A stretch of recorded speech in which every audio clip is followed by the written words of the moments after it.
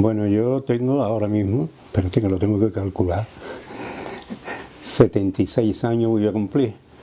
Entonces, desde hace ya 3 o 4 años, aunque estoy en contacto con el partido constantemente a través del secretario general, pero he dejado de militar de una manera activa.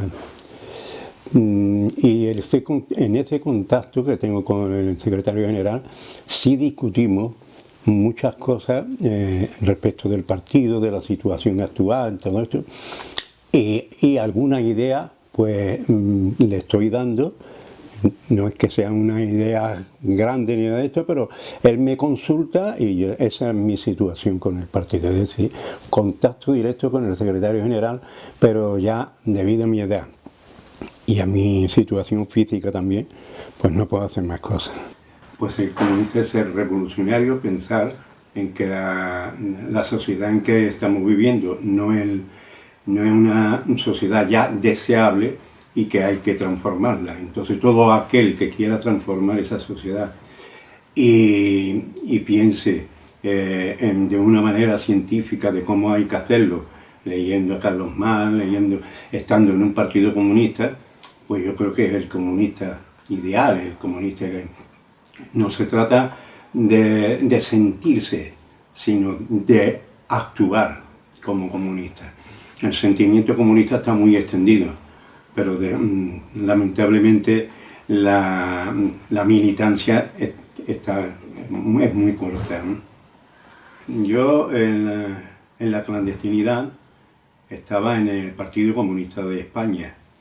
Entonces llegó un momento, yo estaba también en el Partido Comunista de España y era de la delegada regional de Andalucía de Comisiones Obreras. Hay una historia anterior a eso que no falta contarla. Ahí empecé yo por mi cuenta a chocar con los camaradas y los militantes de Comisiones Obreras que eran gente avezada en política y gente sobre todo muy valiente. Pero al final no eran marxistas-leninistas, porque el Partido Comunista abjuró de los principios y ellos lo aceptaban. Eran gente valiente, pero creo que les faltaba cultura comunista.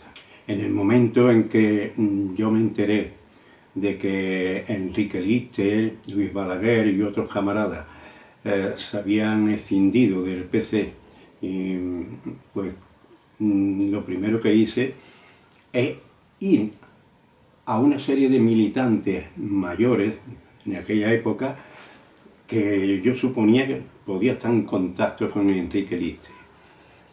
Estuve hablando con ellos y me dieron un Mundo Obrero Rojo del PCOE, o sea que el PCOE ya existía cuando yo ingresé en él, pero llevaba muy poco tiempo. Y tuvimos una reunión con una serie de camaradas del partido que yo había sacado un poquito digamos, de las teorías de Carrillo, pero estos camaradas no estaban todavía por la labor de escindirse del PC y vi que si nos reuníamos con estos mayores podía hacer un acicate para que ellos ya de una vez dieran el paso. En realidad no dábamos el paso anteriormente porque no sabíamos dónde ir, esa era la cuestión. Entonces tuvimos una reunión con estos camaradas mayores, pero vamos, que ya de 80, de 70, gente que habían estado hasta 30 años en la cárcel, Cordero que había estado 10 años, Aciclo que había estado 20 años en la Unión Soviética, Ortega que había estado 20 y tantos años en la cárcel, que estaba enfermo en la cama, en fin, con una serie de camaradas que era muy difícil decirle, ustedes estáis equivocados, dificilísimo, ¿no? Y entonces eso me sirvió a mí para que los camaradas que yo llevé, que eran también mayores y menores, ¿no? Los que yo llevé, pues en el momento que escuchó hablar a todos ellos, dijeron, este es el partido y aquí ingresamos en el PCOE. Y empezamos, era la clandestinidad todavía. Cuando se celebra el primer congreso del PCOE en la legalidad, yo fui nombrado al comité ejecutivo y ya a partir de entonces pues he ostentado cargos siempre del comité ejecutivo, salvo cuando Enrique Liste decide pasarse al PC. Entonces los que quedamos me nombraron a mí como secretario general.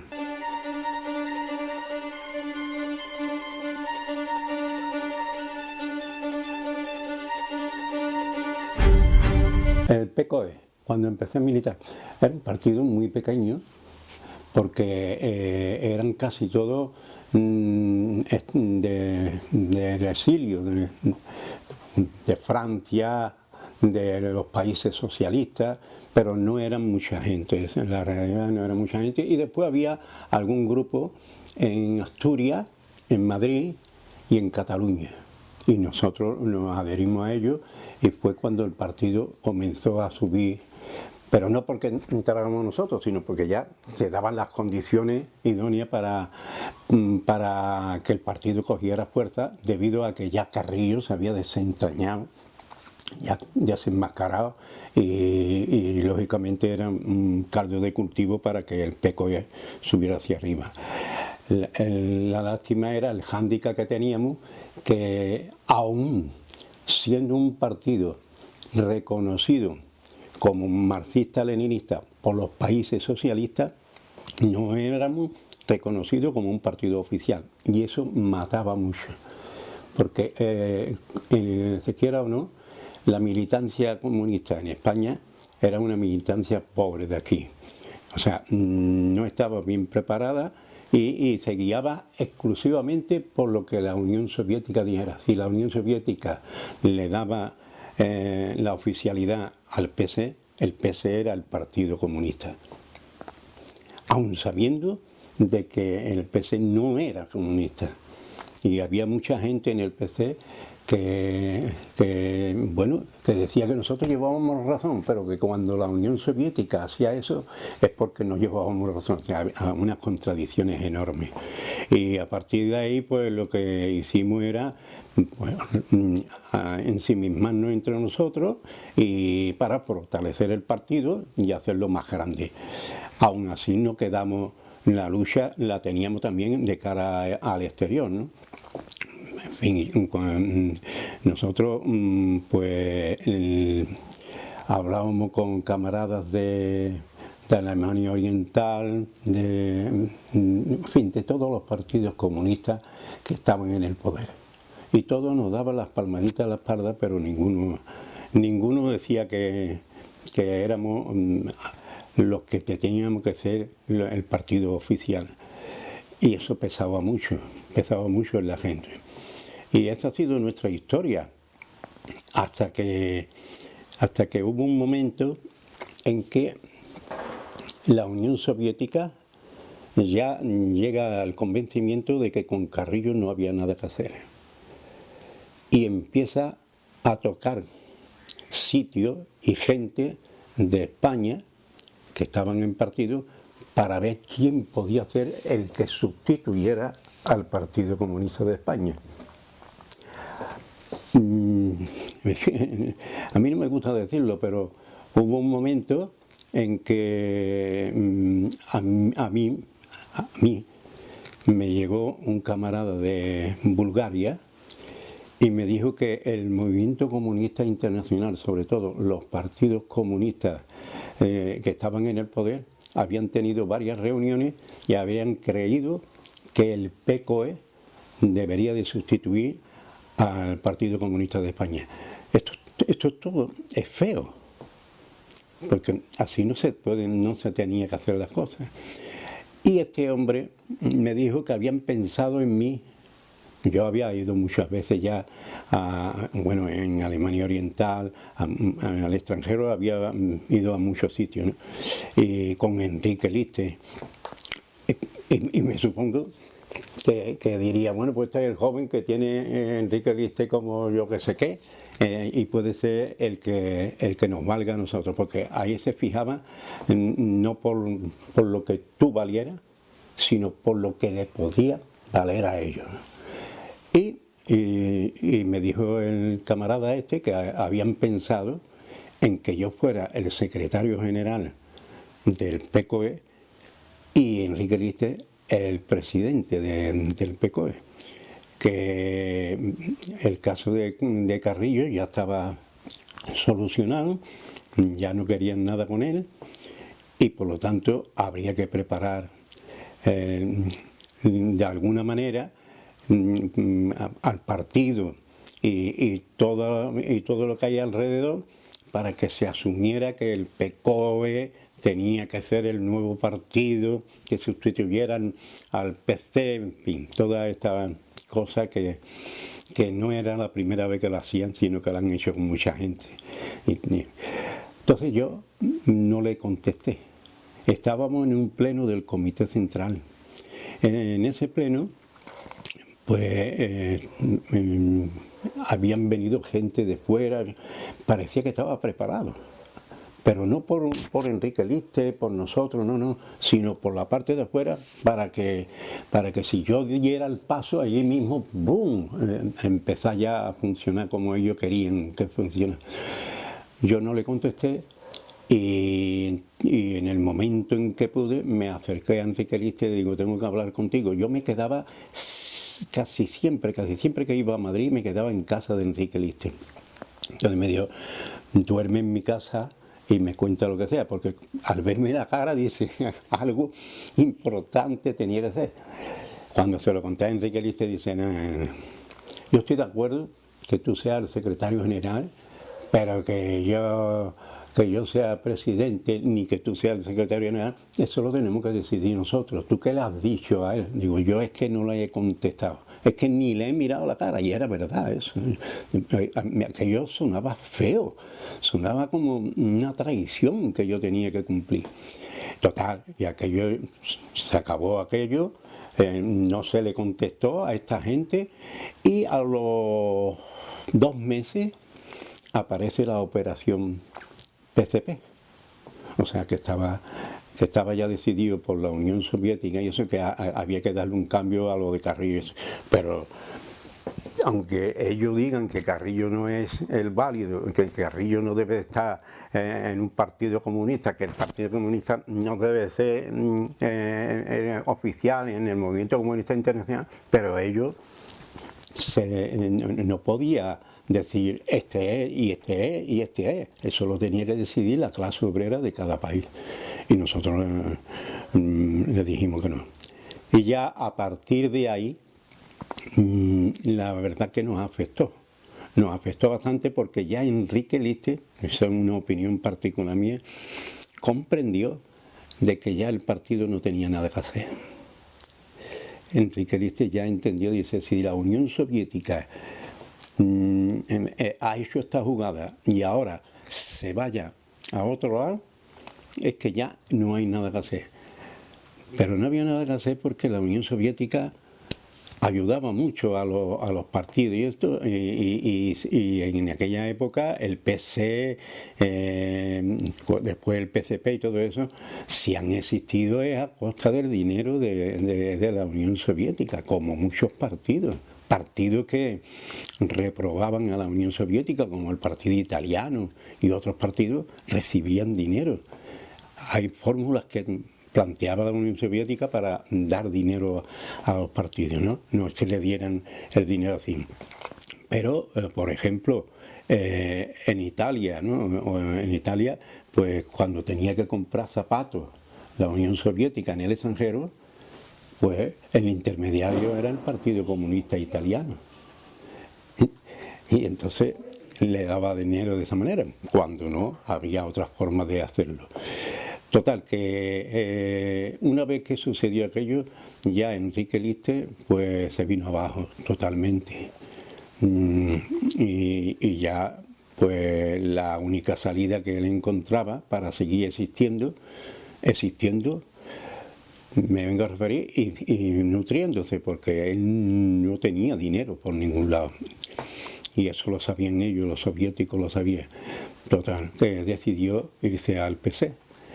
Pero claro, al irse al PC, Enrique Liste, pues se provocó una escisión en el partido, aunque después en el PC ingresaron muy poco, pero ya había dañado a todo el mundo.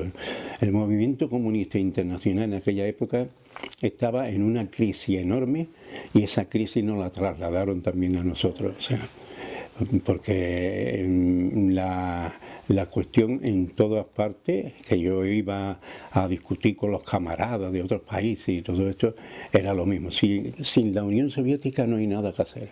Sin la Unión Soviética no hay nada que hacer. Sin la Unión, o sea, desaparece la Unión Soviética y desapareció el movimiento comunista internacional. O sea que lo que debemos sacar de esto es que el movimiento comunista internacional no era tal movimiento comunista internacional, no estaba tan preparado como nosotros creíamos.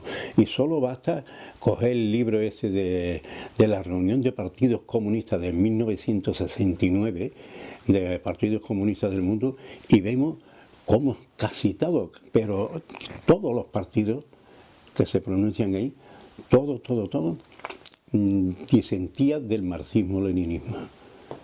Todo. Ya el campo del socialismo estaba desdibujado. Rumanía, Yugoslavia, en fin, una serie de países que ni eran marxistas-leninistas ni eran nada, ¿no? Así que eso desaparece y eso tira también de la Unión Soviética. La Unión Soviética iba camino hacia abajo.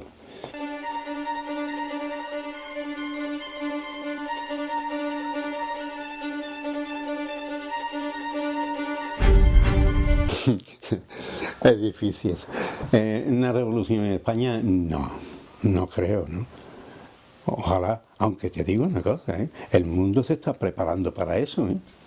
Cuando tú veas a los fascistas remojando sus barbas y saliendo así a flote y eso, de tu mal camino lleva el capitalismo. Porque es lo último que utiliza el capitalismo, porque tiene la necesidad de utilizarlo. Si no, si el capitalismo pudiera ahora mismo seguir engañando a la gente solamente con la palabra y como ha hecho hasta ahora y las 3 pesetas y ya está, no tenía necesidad de esa gente. Cuando utiliza eso es porque está mal el capitalismo. Entonces, si el partido, los camaradas aprenden bien la situación que tenemos, pero bien aprendido, que sean capaces ellos de desarrollarla en cualquier circunstancia, que sepa decirlo, que de un hilo o de una punta hagan un hilo y lo lleve al sitio donde hay que llevarlo. El partido es mucho mejor que el anterior y además puede llegar a hacer buenas cosas. Yo no te voy a decir la revolución porque eso sería decir ya demasiado, pero que en algún sitio es que tiene que romper, ¿eh? En algún sitio es que tiene que romper porque no hay otra, ¿eh? Ya no le queda nada a la clase obrera. Ya todo, tú fíjate bien cómo se está disgregando todo el mundo que era un compacto, los Estados Unidos. Mira, en el 1960 los Estados Unidos tenía el 52% del Producto Bruto Mundial. Realizaba los Estados Unidos, solo los Estados Unidos. El 52%. Eso le permite enfrentarse a la Unión Soviética, forjar el mundo a su manera, a su forma, a su ideal, para bien de ellos. Ahí crea todas las bases americanas y después la OTAN y todos los países subyugaban a ellos, porque él era el máximo. Actualmente los Estados Unidos tienen el 22% de ese Producto Interior Bruto, o sea, el mundial bruto.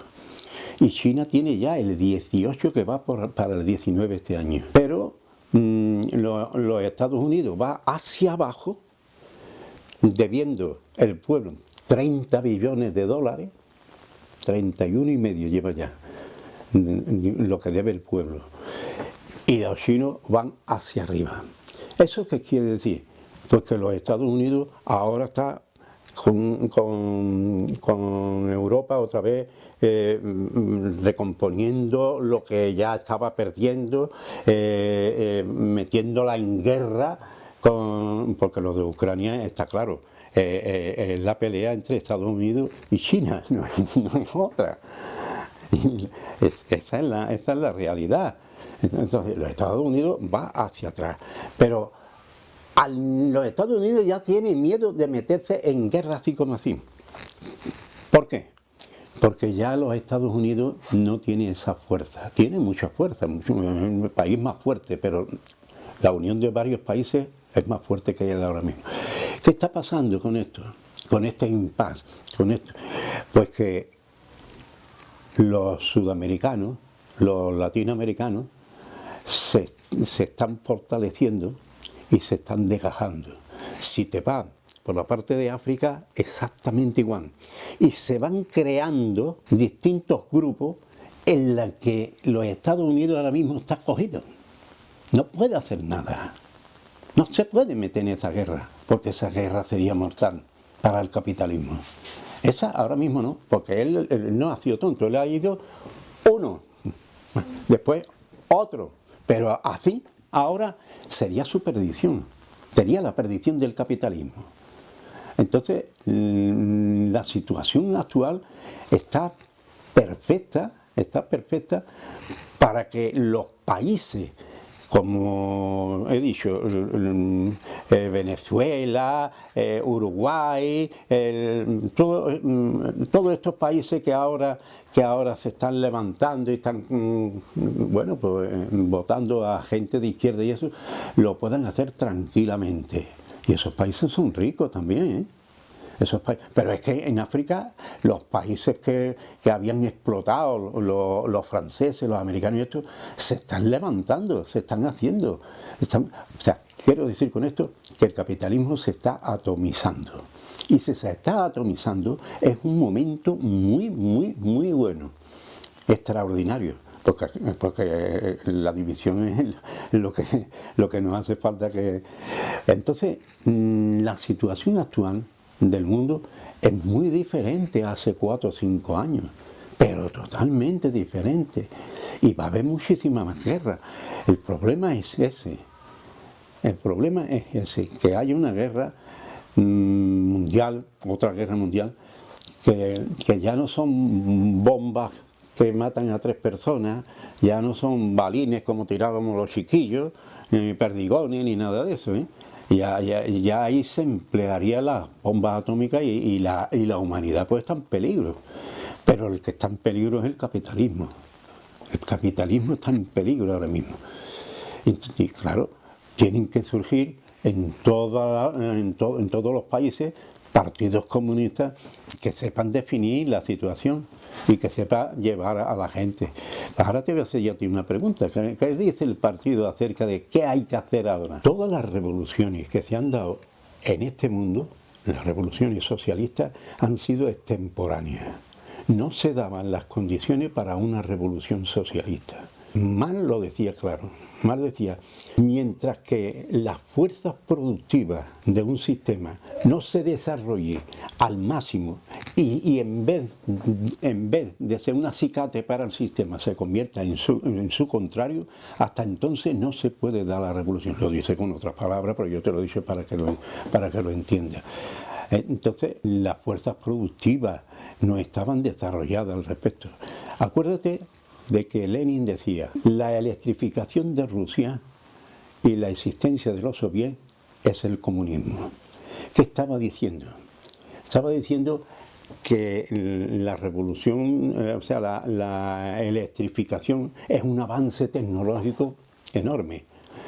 Y la presencia de los soviets es la otra parte de las fuerzas productivas, las dos formas, las fuerzas productivas. Y esas fuerzas productivas estaban desarrolladas lo suficiente para negar el capitalismo. Y eso no es cierto. Hoy nos hemos dado cuenta que es mentira, que no es verdad. Teóricamente sí, pero no se daban las condiciones, porque a renglón seguido, el mismo Lenin dice, Nos hemos equivocado, lo dice así.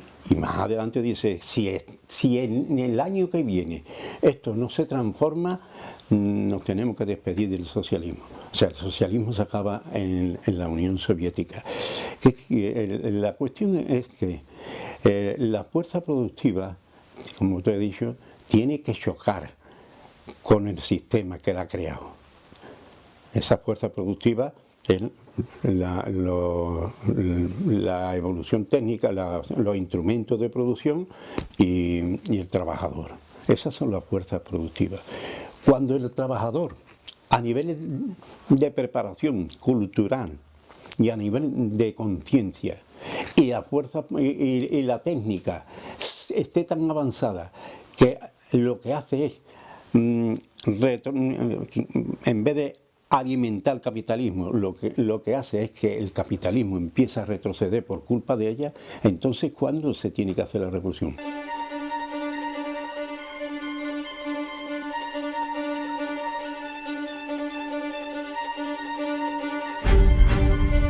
Un partido y otro partido, por decirlo de alguna manera, según el ambiente en donde se ha desenvuelto.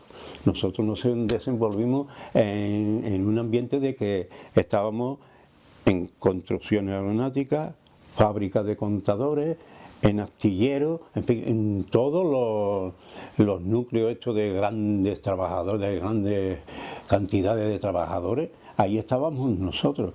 Pero que era fácil llegar, hoy no pueden estar, porque no existe. Entonces, hoy es más difícil.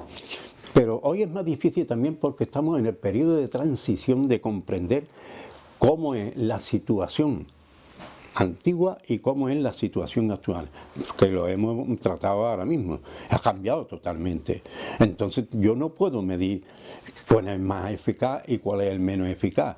Porque éramos muchos militantes antes, pero antes cualquier partido tenía cientos de militantes. Eso era una cosa normal y lo daba el tiempo, las circunstancias del tiempo. Las circunstancias de hoy no es esa. Estamos en una situación de tránsito hacia otra cosa. Y el partido, si es capaz, aunque haya pocos militantes, eso no importa ahora mismo, si es capaz de que los militantes se nutren de esas nuevas ideas, y son capaces de desarrollarla, es decir, de extenderla por todos lados, el partido entonces hoy sería más efectivo y mejor que el anterior, porque el anterior estábamos perdidos, en el sentido de que estábamos luchando por un comunismo que hoy nos estamos dando cuenta que no era, que no era. Porque ya estábamos en las fábricas de contadores, yo por ejemplo, ¿no? Bueno, allí se hacía contadores con las manos, prácticamente. Y cuando ya empezó a hacerse los contadores de otra manera, que lo hacían en el otro lado, pues cerraron las fábricas. Es decir, nuestra vida era muy corta, estaba cegada. Y hoy si el partido insufla a los camaradas la situación que estamos, y los camaradas lo entienden, hoy hay más salida que antes, tienen mejores perspectivas, porque es que no hay otro partido que lo tenga. Es que no, es que están anclados en lo antiguo, y eso está muerto.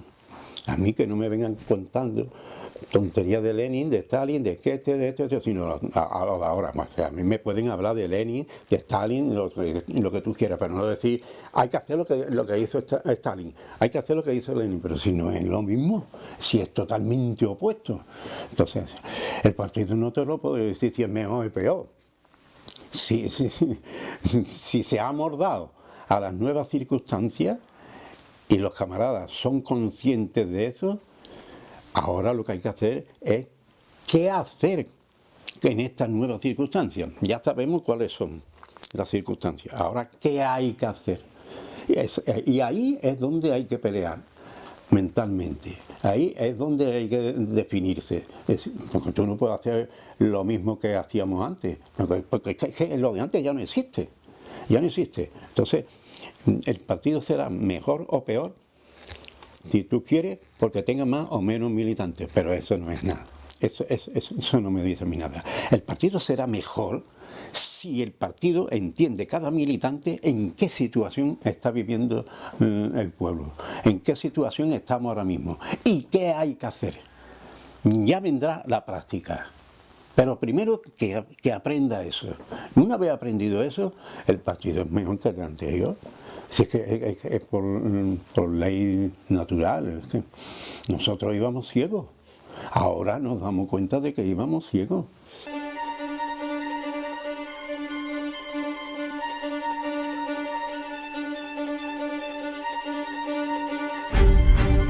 Hoy se está imponiendo la robótica y la inteligencia artificial. O sea, vámonos a Marx. Marx decía que hablando de la composición orgánica del capital, que el capital se compone de dos partes, capital constante y el capital variable. El capital constante sabemos lo que es, y el capital variable es los trabajadores, y el constante es la técnica.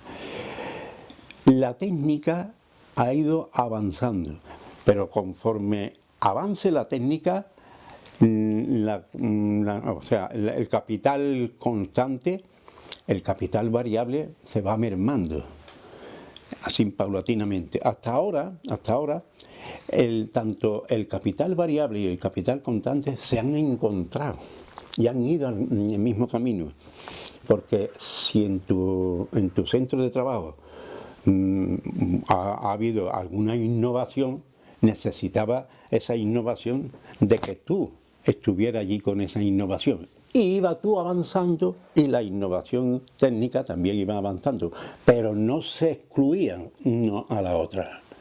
Pero lo que está pasando hoy no es así, porque la robótica en fin, la tecnificación que se está llevando ya a cabo en multitud de fábricas y todo eso, pues está demostrando que el capitalismo está en su última fase. ¿Por qué lo está demostrando?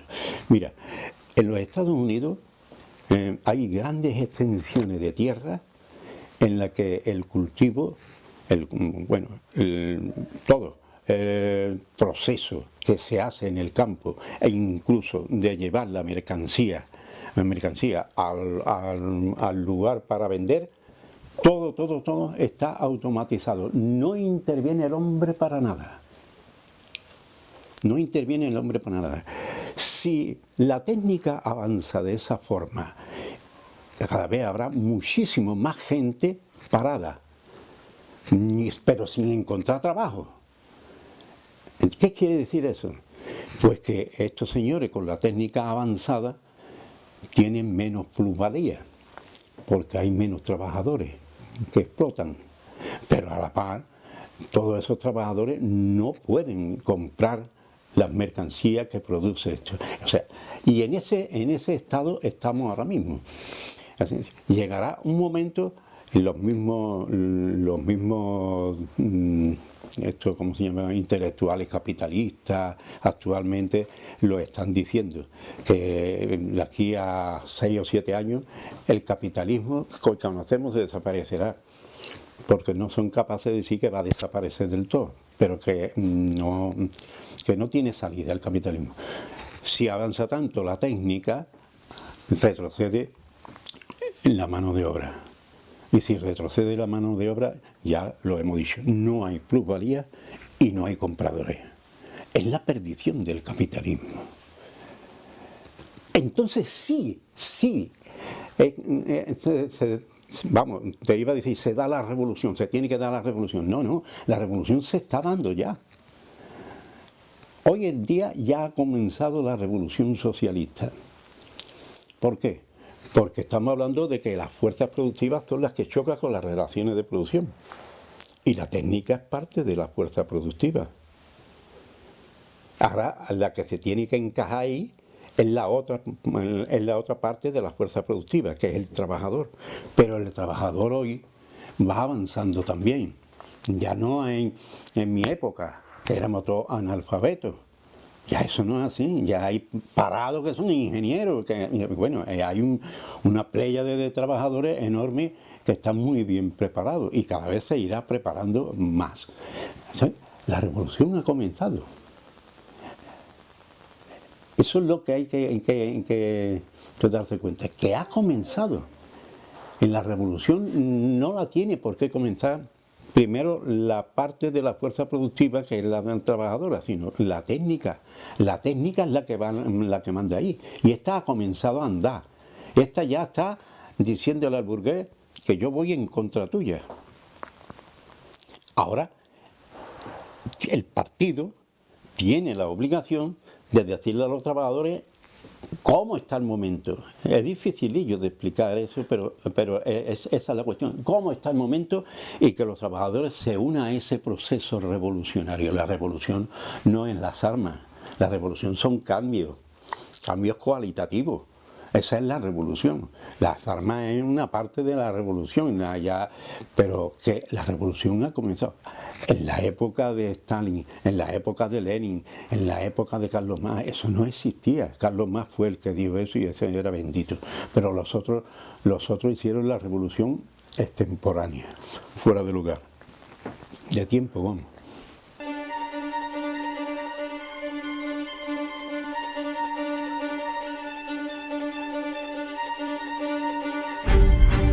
El movimiento comunista internacional, bueno, comenzó siendo en la época de Stalin, todo eso, era un gran movimiento comunista internacional, y cuando yo me refiero a gran, no me refiero a la cantidad de militantes, y ni siquiera a su influencia, sino a su ideología. Era una ideología fuerte. Pero paulatinamente aquello se fue minando. También incidió mucho los chinos, ¿no? El Partido Comunista Chino se deslinda de la Unión Soviética. Hoy, si lo mira fríamente, llevaba parte de razón y lo otro también, ¿no? Pero lo que sí es verdad es que el movimiento comunista internacional, que era algo compacto y que gracias a la Unión Soviética giraban todo alrededor de la Unión Soviética, pero no había otra manera, porque era el que alimentaba a todo el mundo, pero no alimentarlo ya en darle dinero para que se fortalezca, no, sino en ideología y en hechos.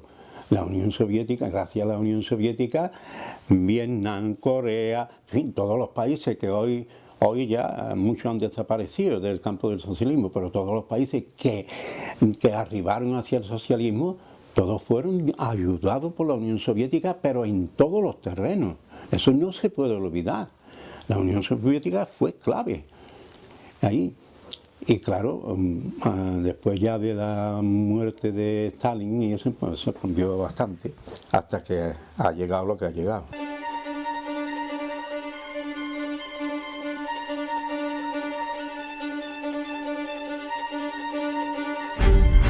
Lo vivimos mal.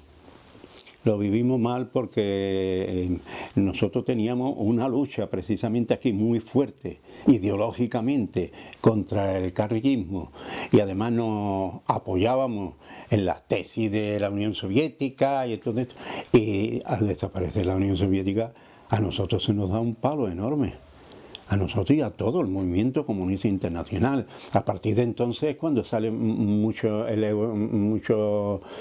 socialismos nuevos, incluso en América Latina, en Europa, tal socialismo, el otro socialismo, en fin, salen muchas clases de socialismo y se dibuja. Pero la cuestión fue esa, que la Unión Soviética nos alimentaba ideológicamente bastante, porque no es lo mismo que tú estás discutiendo con alguien y que ese alguien se quede callado y tú le digas, porque en la Unión Soviética, como decíamos nosotros, allí son tanta gente, yo no sé qué, yo no sé cuánto, y la Unión Soviética va avanzando y la producción es esto, y lo sabíamos todo de la Unión Soviética y nos amparaba solamente con apoyarnos en eso, ¿no?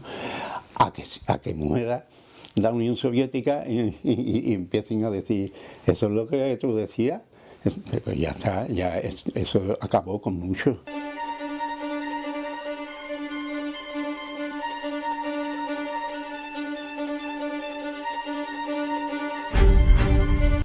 movimiento comunista español en aquella época estaba atomizado, pero la inmensa mayoría de ellos eran prosoviéticos,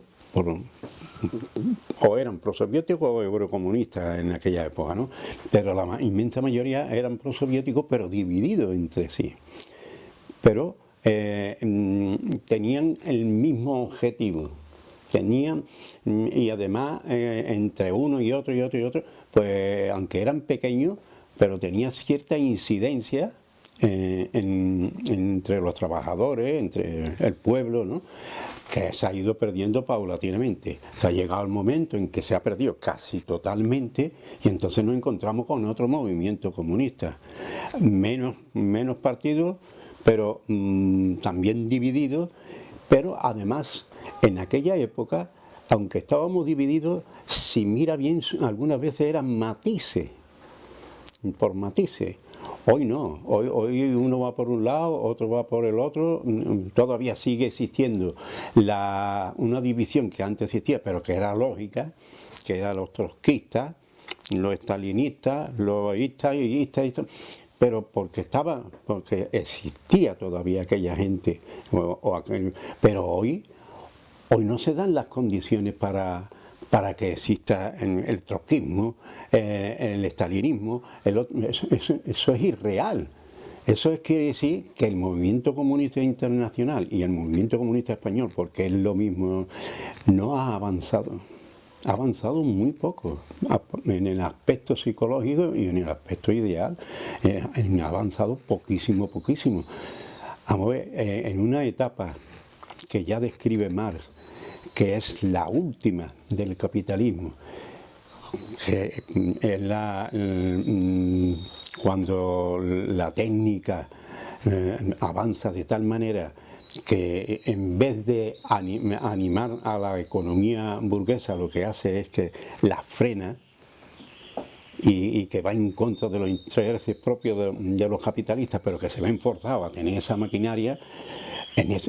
Hoy las condiciones son otras totalmente distintas. No se puede pensar como en aquella época.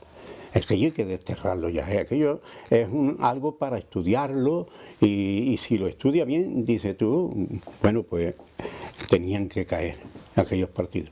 Pero hoy no. Y sin embargo siguen los mismos, es decir, siguen los trotskistas, los otros. Y es inconcebible. ¿Eso qué quiere decir? Pues que las condiciones de hoy de los comunistas es mala. Es mala porque no tienen, digamos, no han estudiado la situación y por lo tanto no tienen hecho un criterio real de cómo está la vida del capitalismo. Para eso hay que retocar otra vez a Marx y Marx te lo explica perfectamente. Entonces, la situación del movimiento comunista anterior era más real que la que es hoy. Hoy está desfasado, totalmente desfasado. En el movimiento comunista español, bueno, Enrique Liste no es un gran teórico, no es porque él era un hombre de acción, fue un hombre de acción, lo que no quiere decir que fuera tonto ni que no supiera lo que era el marxismo-leninismo, pero no era un teórico. Entonces su influencia con la gente, con el movimiento comunista y eso, era una influencia de un gran héroe que había sido en la Segunda Guerra Mundial y en la Guerra Española. Como héroe era admirado por todo el mundo. Después ya como político era otra cosa, de cara a la gente, ¿eh? No es que fuera, sino lo veían de otra forma, ¿no? El papel, el papel lo jugó antes de formar el PCOE.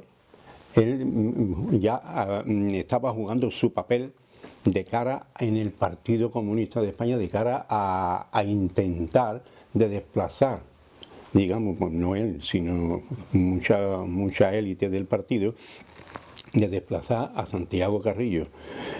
Yo creo que por mandato los de siempre, de la Unión Soviética, pero la realidad es que Carrillo se había deslizado totalmente hacia la derecha y él pues, desempeñaba un papel, pero no era muy importante, porque ahí estaba Luis Balaguer, por ejemplo, ¿no? Luis Balaguer era del comité ejecutivo del PC y después estuvo en nuestro partido, lógicamente, con Enrique Ariste, pero él sí estaba preparado. Él trabajaba en el Instituto del Marxismo-Leninismo en la Unión Soviética. Él escribía libros, traducía los libros, o sea, estaba investigando. Y tenía a un equipo allí enorme de camaradas, pero con una altura enorme también de preparación, ¿no? Me refiero. Entonces, ese sí jugó un papel en la cuestión de la ideología. Y Enrique Ariste, no quiero decir que lo secundara, pero que estaba con él, y lo que pasa es que irradiaba una potencia, una fuerza, y su virtud era el hombre constante, el hombre que no se arredra. Entonces, digamos que compartía con el otro la influencia que se podía ejercer en aquel momento en el movimiento comunista. Pero ten en cuenta que eso hay que tomarlo muy tranquilo, porque esa influencia la ejercía sobre los prosoviéticos.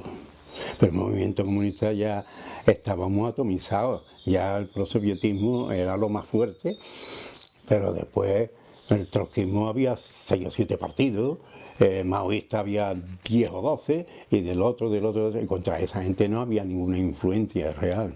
La diferencia entre la clase obrera de antes y de ahora es que el país era industrial, no solo aquí en España, sino a nivel internacional era industrial. En la industria se está perdiendo. Entonces los focos de lucha que había no existen ya, es muy difícil. Yo recuerdo que en aquella época, aquí en Dos Hermanas, en una fábrica pequeña, que expulsaron a una serie de trabajadores y fuimos todo el metal de Sevilla hasta allí andando en solidaridad con ellos. O sea, y había algo, y había huelga en toda Sevilla, en todos sitios.